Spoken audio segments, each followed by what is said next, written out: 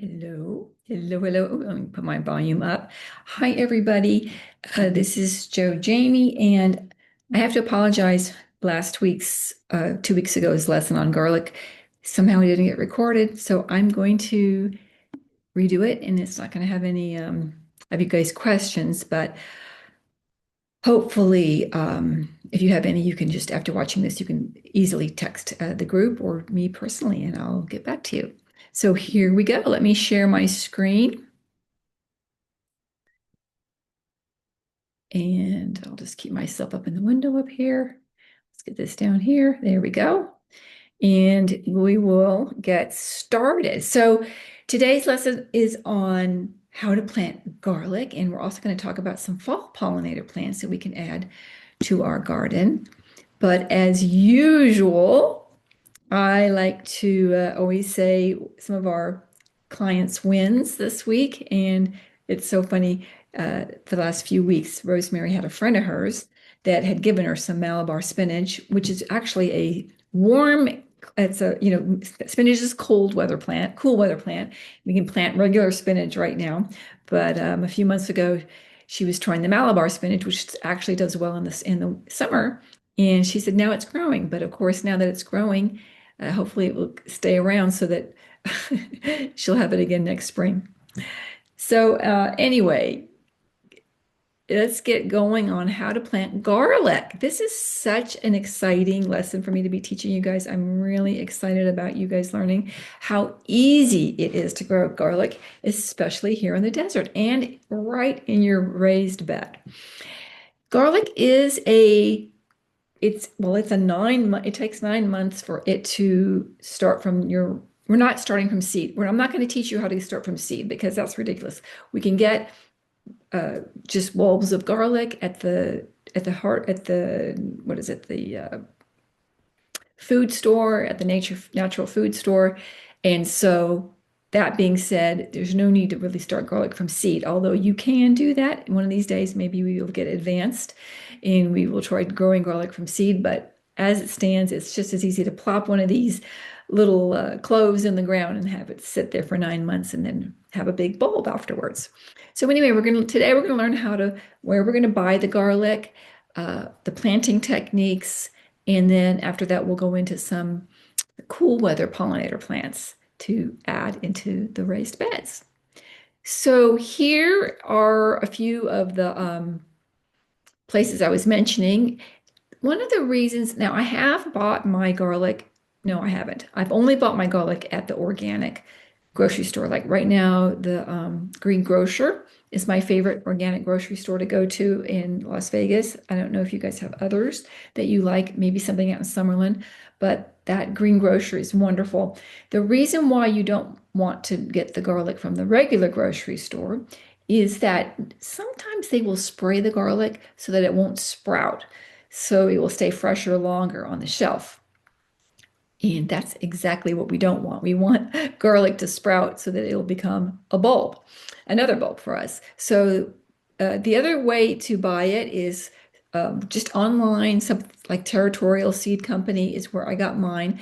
This is how it is. It looks Territorial Seeds, and I'll show you. This is how it comes when you buy it. It comes in these sacks like this. So they've got a lot of air around them. And basically, it really does just look like something you would buy at the grocery store. So be aware that you can try that. Maybe try it one of these days and put a few around. Make sure to mark it where you bought it from. And maybe next year you can have some luck with that. Now, one of the reasons that I do, like I say, buy it from the Territorial Seeds is that it's going to come organic, and it is I've had great success with this brand of garlic. And there's a lot of different varieties. If you go and look online, you might get overwhelmed. Also, oh, I didn't even put this in the slides. I can tell you right now, there's hard neck garlic and there's soft neck garlic. And we have got the hard neck that we're using. So that's just a tip there to find hard neck garlic. And this one is called Music, and it's called Organic Music. That's a variety. I don't know how to say this word, in Chilean red is a very good variety for our desert climate, and as is the German red. We grow it all the time out in the master gardens, and they do a lot of tests on the different variety, and I've been there to plant them and harvest them. And these are the three that I have always found is super easy to grow and they have a lot of success with. So that's what I bought, and I have some of that available if anybody wants some. Actually, I think I'm almost sold out, but uh, it's nice because it's quite expensive to buy, and then to have the shipping is expensive. So next year, once again, I'll probably buy even more because everybody ended up wanting it, and it's really beautiful garlic.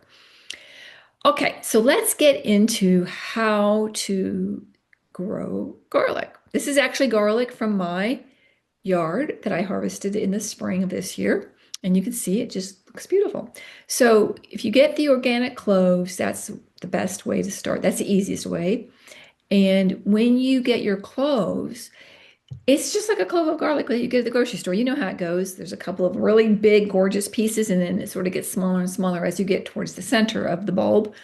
And for planting garlic, you want to use the healthiest actual little cloves. So you want to get the largest cloves. You don't really want to plant the little tiny ones. They'll just make tinier bulbs. You can plant them, no problem. Just know that if you plant the largest bulbs, you get the bigger ones. And then when you go to harvest them, if you have one or two that are really, really good, just save those and then you can use them for next year. And then you never have to buy it again, actually. You just keep growing your bulbs and then you just plant them the next year and you keep going in a big circle. So that works really well. Number two, when you go to, let's see, I can go back here, show you. When I got my bulbs, I went ahead and separated them.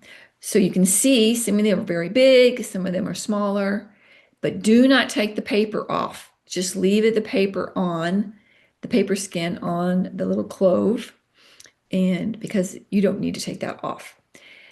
If you, before you get ready to plant, I do not do this, but some people swear by it that if you soak it in some fish emulsion, and I would say that would have to be diluted fish emulsion, you can soak it overnight and it really gives it a burst. But otherwise, you could just basically plant it and then just pour some fish solution over it. I think that's probably just as easy to do. So, when are you going to plant?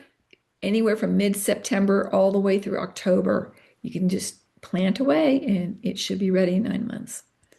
So when you get your garlic, you can take it out of that little plastic bag and then just put it in some kind of a paper box or something that's going to get a lot of air. So because you don't want it to be in any kind of plastic because it will get moldy. So you can separate it. And again, do not take that skin off. So where are you going to put your garlic in your raised bed? Well, you can just tuck it in because you're not going to really, it's not going to take up a lot of space. I'll show you in a few minutes what it's going to look like once it sprouts. But you do want to make sure that you mark it. If you can, find the sunniest spots in your garden because it does like full sun.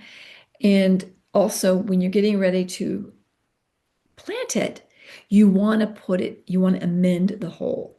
So, number one, get those plastic tags ready. Put what it is, put the date that you're planting. It doesn't have to be exact. If you make the tags and you don't plant for even a week later, don't worry about it. But get those tags ready with a date on it because you're going to want to remember down the line when it's going to be a good time to harvest. So once again, this is another thing I wanted to show you. If you had some garlic that you got and if it happened to have a little bit of a sprout on it, don't worry about it. That's actually good. That means it's going to sprout. So you can plant it with a sprout, but you just put it in the hole, cover it all up, and let it do its thing. So here's how to actually plant your garlic. So this is what the clove looks like. The bottom of the clove is that little dried flat end where the thicker part of the garlic is, and the top is the tip, and that's where the sprout is going to eventually sprout. So when you plant your garlic, you want to plant with the tip side facing straight up to the sky. So what are you going to do?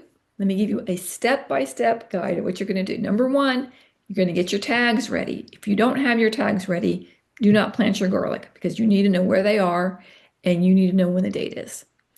Have some compost or worm castings handy. When you dig your hole, you want to put in some more amendment. You want to put in a little compost and a little worm casting. It doesn't have to be a lot. If you use worm castings, seriously, it can be a tablespoon. It does not need to be very much, but you need to have something in that hole for that garlic to get some nourishment with. You dig a hole, you really want it to go down a good 3 to 4 inches deep. You really want that hole to be deep. Add your amendment, and then you plant the garlic tip side up. So once it's planted, all you do is just cover it up with the soil, put your tag in, and water it well. And this is what it's going to look like. I said here, garlic will quietly root through the winter and then shoot up strong and green in the spring. So see, it almost looks like a little onion shoot. So that's why I want you to mark it because I don't want you to get confused and maybe pull it a little too early because you've really nurtured this garlic. It's not hard to do. It's actually very easy, but they are expensive and you want to make sure that you wait till the right time to harvest. So when is the right time to harvest? So it's 8 to 9 months from when you plant it. Now, this is a really great picture that I found to show you. You can see this is where the garlic would be under the ground and then they shoot up these green shoots. And what happens is as the months go by, this stem starts to look white and the greens are at the top here. So once you reach the 8 to 9 months part, you will see that the garlic is really getting, wilted looking and dry looking. And that's when you can test one and pull it up. If it looks nice and ready, then you can pull up the rest because you've planted them all around the same time. So another tip, and this is actually really hard to do if you have a raised bed, but if you can hold off the watering for a couple of days at least before you're going to harvest, it helps the garlic sort of dry out under the ground. It's not necessary, but if you can do that, it's nice to do that.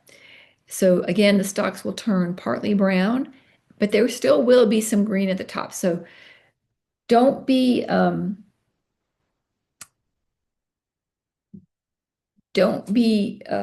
let's see, I'm sorry here, this is disconnected. Okay, so don't be worried that hold on one second, I just want to make sure this is definitely recording. Yes, okay. Yes, so don't be, yeah, you want to make sure that it is definitely you want to have it where it's nice and ready to be pulled up. Okay, sorry, I got distracted there. So nothing beats the satisfaction of pulling up your garlic after waiting 9 months. This is mine here. It comes out a little bit dirty like this, and do not wash it. Just take your hand and gently brush off the dirt, and you can leave it like that. So once and it really does, once you brush it off, you can see that very beginning picture I had of my garlic way back here at the beginning. You can see how pretty this looked. This was just what I had done after that one piece you see that I've got there. It looks dirty. I just brushed it off and it looks really pretty nice to store. So that's what it looked like when I pulled it out, a little bit messy, and you just wipe it off. So after you have successfully harvested and pulled up all your garlic, you just want to let it cure for at least a week. And that just means I always put it in some type of a nice big basket in a cool, dry place, sometimes out in my garage or in my pantry, and just let it cure for a week before you start using it.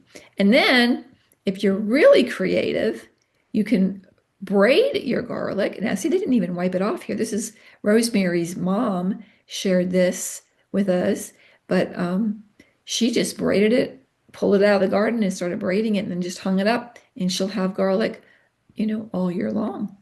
It will last all year if you just let it dry nicely, make sure it doesn't get moldy, and just use it as you go along for the year. And then by the time you're ready for next year, You can hopefully have one or two big cloves left over and use those to plant with. So you don't even have to buy any. So that's really the way to do it. Okay, so hopefully, let me think if there was any questions that you guys had. I don't really remember if you all had any questions. Just want to make sure you understand that when you do to go plant it, just plant it. It's like right now we're still transitioning our garden out of our hot weather plants. You might have some basil still hanging out. You might have some okra, some cucumbers, some peppers. Uh, Pick a couple of those to take out to make some space for your cool weather plants. And then you can put in your garlic tucked in around. Make sure you label it, and then you can just keep tucking plants around. And the garlic will do fine just sitting there in the garden for 8 to 9 months. So, right now, I want to make sure that you guys know that it is time to start planting our cool season plants. We can start right from seed into the garden. You can just put those lettuce seeds in, the spinach seeds in, kale. Beets are so easy to grow. Beet seeds are really pretty. They're not very tiny. They're a lot bigger than a radish seed or a lettuce seed or a carrot seed. They're a little bit bigger, but they're super easy. Just throw them on top of the soil and then dust some soil over them, and they will do great. So all of these lettuces, spinach, kale, beets, and carrots all can be right set. You can put it right into the garden with seeds, or if you have ordered some seedlings from Victoria, or you managed to get some from I don't know, Home Depot or Star, this is a good time to put them in now as well. So your action steps for this week or going forward, is to remember, if you have seedlings. Now, don't worry about once you've planted your garlic, you don't have to go out there every day and water it. It's totally going to be fine with maybe two or whatever it is you've got your irrigation set to. I think it's 3 days a week right now. You don't have to do extra watering for your garlic. Once you've planted it and you get some water down in there, it's going to be fine. You don't have to worry about it now. It's just done. You don't have to think about it for 8 months. But if you are starting some seeds, then you do want to make sure that you're going to hand water those either with your hose or a watering can until they pop up. And the radishes pop up pretty quickly. The carrots take a little bit longer. So just remember that when you start planting your radishes and your beets and your carrots, these are all root plants. Maybe stagger the planting. Maybe do one area 1 week and another area another week, or make 2 rows within a square.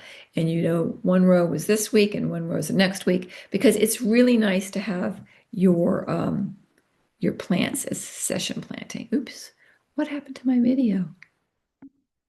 There it is. It's good to have a succession planting.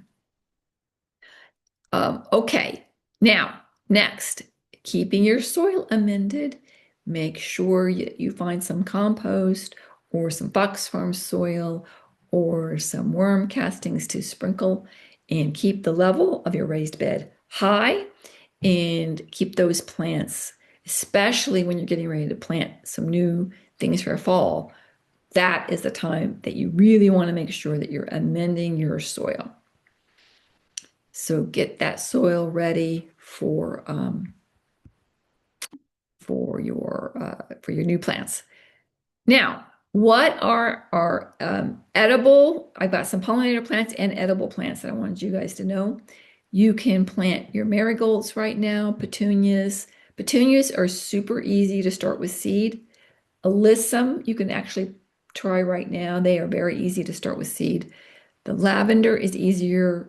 I have started lavender with seed, but it's a little bit easier if you just get the plant of it. Pansies, viola, and snapdragons are very easy to start with seeds. And I wanted to share this. This is a client of mine who made her daughter's birthday bundt cake, and she had the daughter run out to her garden and she said, grab some beautiful lavender and we'll decorate your cake with it. So this is not a nothing bundt cake, bought one. This is the one that my client actually made at home, and I thought that was very pretty. Now, let's talk about our cool weather pollinator plants that we want to throw into the garden. Again, alyssum, bergamot, which is also known as bee balm. Look how pretty that is. You can get this in all different colors. It comes in purples, it comes in red. Of course, the red is makes the hummingbirds love the red ones. Coreopsis are wonderful uh, cool weather pollinator flowers. Cosmos, those are actually very easy. I don't have a picture of them here. They're actually somewhat similar to the primrose. They a little bit, they're the same color hot, this more beautiful, I don't know what you call this, a fuchsia, not really fuchsia, actually, more like just a pink, a darker pink, very pretty pink. Cosmos is a very pretty pink flower with a yellow inside, and they're very easy to grow with seeds. And then evening primrose. These are all good cool weather pollinators. If you want to get the seeds of them, they do well this time of the year. And also, I forgot to give Judy Watson credit for this. She had an ant problem. So the bug of the week was ants. And yes, ants are a bad bug, and you do need to get rid of them. And some suggestions to get rid of them is a really easy one, which is if you get them in your raised bed, like she did, just get some boiling hot water and come out there and just pour it down where they're coming from.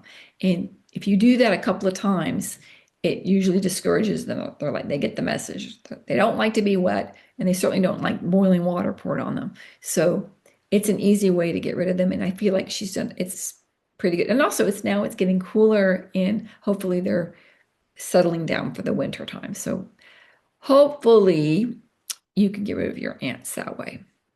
Now, let's talk about our hornworm situation. Now, you're going to have, if you've put in your second round of tomatoes, now if you hadn't done that yet, it's done. Like you got to wait till spring. But a lot of you guys have either continued seeing your tomatoes growing, the original ones that you put in the spring, or have done a second round of them. And I have seen hornworms on some of my clients' plants. So what do? We want to make this organic. So there's two things. There's this de-essential dust, which is really just diatomaceous earth. That's what it comes in this bottle. It's interesting. This diatomaceous earth that I've always talked about, it basically looks like baby powder, and it acts like baby powder. If you can imagine trying to sprinkle baby powder all over your plants, that's exactly what it looks like. And it's very light. It flies everywhere if it's windy, and you do not want to breathe this in. But this particular, you can get it in big bags, but I like it in this plastic, whatever this is, with a lid on it, because it's got a hole at the top, and then you just squeeze the bottle and it sprays out the diatomaceous earth. So it's an easy way. This is like a way to apply it. Otherwise, you can put diatomaceous earth into a Parmesan cheese shaker and then just shake it on. Or sometimes I just scoop it out. If I have a big bag of it, I just scoop it out with my trowel and just sprinkle it around. So that's how you use it. Now, when you do use diatomaceous earth, you can actually foliate it. You can do it right onto the leaves. It's not going to hurt the plant. And you want to dust around the bottom of the plant on top of the soil. That's where the worms can get down there, and they also get on the plant. Another trick about the diatomaceous earth is that make sure there's different brands of it. I didn't realize this, but diatomaceous earth is used in pools I don't know what they use it in the pools for, but it is a different grade. It's like just a commercial grade diatomaceous earth. But what we want is the food grade version, because we're going to be putting this on our plants and we'll be eating at some point. So just make sure you get the food grade diatomaceous earth. That's what they have at Star Nursery, is the food grade one. And remember, this is actually ground up shell. So it's actually very, very sharp. And that's what happens if the worm crawls over it, it actually damages their shells. That's how it works. So you do not want to breathe this in. So if you go to use the diatomaceous earth, either wear a mask or just make sure you're not trying to breathe it. It's not going to breathe in. And if it's a windy day, wear a mask or don't even do it. Wait till it's more calm. And definitely wash your hands well after applying. The other thing about this, you know that it's organic because if it rains or if it gets wet from the irrigation, you're going to have to reapply it. So it's going to be one of these things that you do have to reapply, but so worth it because it's organic and it's not going to kill other things. All right, so that's this week's lessons. And oh, another thing that people asked actually last week was once our cucumbers are gone, if you don't have a tomato growing, what are you going to put in for fall for your obelisks or your trellises? So what I suggest for fall is any kind of a fall, you can do a snap pea. Peas do very well in the fall. So like a sweet snap pea, sugar snap pea. And don't forget, those seeds are quite big. And so you want to soak those overnight before planting them to have the most success. So sweet peas, fava beans are great. I have a client that told me she's from Israel. And as a child, they ate fresh fava beans after you pick them. It'd be like cooking a pea and they're quite delicious. Most people dry them, but supposedly they're just absolutely delicious fresh. So I am for the first time this year growing fava beans. I found some fava beans on Amazon. They came, I soaked them, threw them in, and hopefully they're going to be sprouting soon. So those are some things. The other thing you could do is some type of a vining flower, maybe a morning glory, something like that, if you want to try some different things on your obelisks that you're not using right now. So don't forget, every week, I'm going to keep saying this over and over. You always want to make sure that your irrigation is running. So many times I get to clients and it's either really, really wet, which meant that somehow I don't know, the irrigation got changed, or it's super dry, which meant that somehow the irrigation got turned off. So you want to make sure that your irrigation is actually working. It's on a timer that's on the right, hopefully 3 days a week right now. That's what we're on. And you also want to keep up with the harvesting.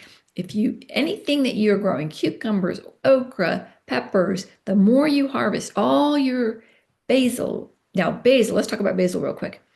People are complaining the basil is getting yellowy looking. It doesn't look too healthy. Yes, that is correct. It's getting cooler. It doesn't like cool weather. That's not your fault. It's not the basil's fault. It's just the way it is.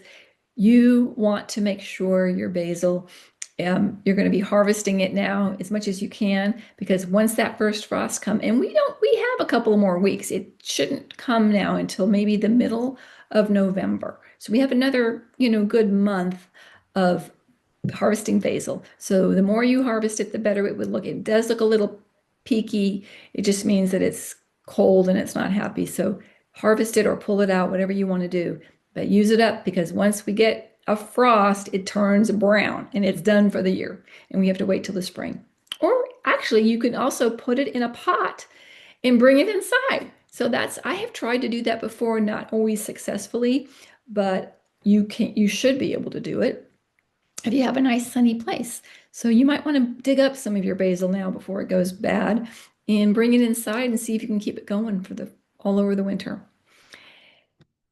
Please keep adding compost. You've got to keep these gardens amended, everybody. That it's one of those things where it's a pain in the neck. If you don't have a compost, I'm so happy to see Julie Tran has finally got her husband convinced to try actual composting the way I've been begging everybody to do it, which is get a trash can, get 2 trash cans, drill some holes in them, and start layering like a lasagna, leaves, grass clippings, and all your scraps from your kitchen. That is the easiest way. Water it once a week, turn it once a week, and you're going to have beautiful compost. For me, that has been the biggest helping my personal garden. Having my compost that I make is really the way. My soil right now in my raised bed, it is so fluffy. It is so dark black. It is so rich.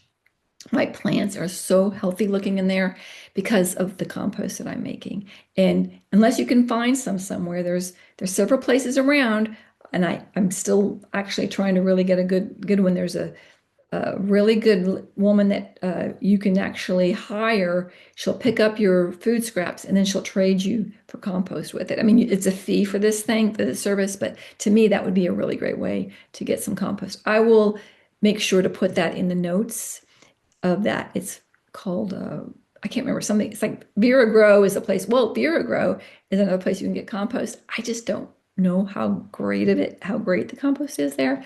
But this other lady's is very good too. So check your plants. Make sure that if you have anything, if your plants look like they're getting eaten, if you decide if it's a worm, and that would be the diatomaceous earth. If it's an aphid, it would be spraying it with the Castile soap, which is just a couple of drops of Castile soap in a spray bottle with some water. Done.